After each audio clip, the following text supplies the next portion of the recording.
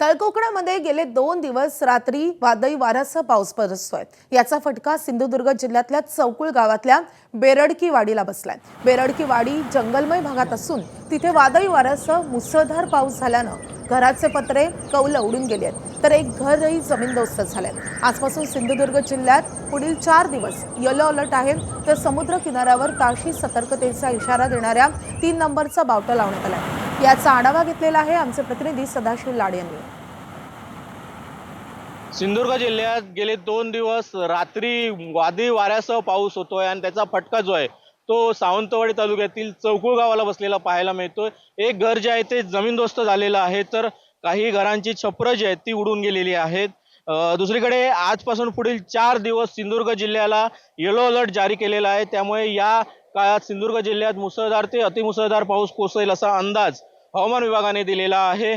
तसेच मच्छीमारांना देखील हवामान विभागाने सतर्कतेचा इशारा दिलेला आहे, कारण समुद्रकिनारी ताशी 30 ते 40 किमी वेगाने वारे जे आहेत ते वाहणार आहेत आणि लाटा देखील उसळणार आहेत। त्यामुळेच मच्छीमारांना देखील प्रशासनाने सतर्कतेचा इशारा दिलेला आहे। जिल्ह्यात सध्या एनडीआरएफचं पथक दाखल झालेलं आहे।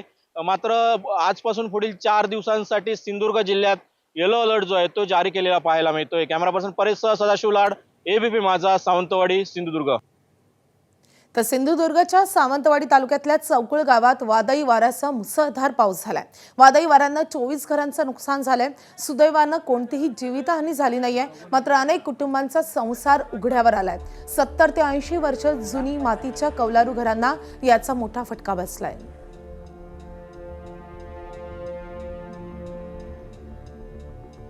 हे सगळं उडवलंच वरती गेलं, झोपलेलो इथे। बरं असं उचलल्यावर आम्ही उठलो ना वरती, त्या माहिती पडलं ना, तर काय नव्हतं कोणाका दुखापत झाली? नाही नाही दुखापत काय, छप्पर उडान गेलं। छप्पर उडून गेले। एबीपी माझा, उघडा डोळे बघा नीट।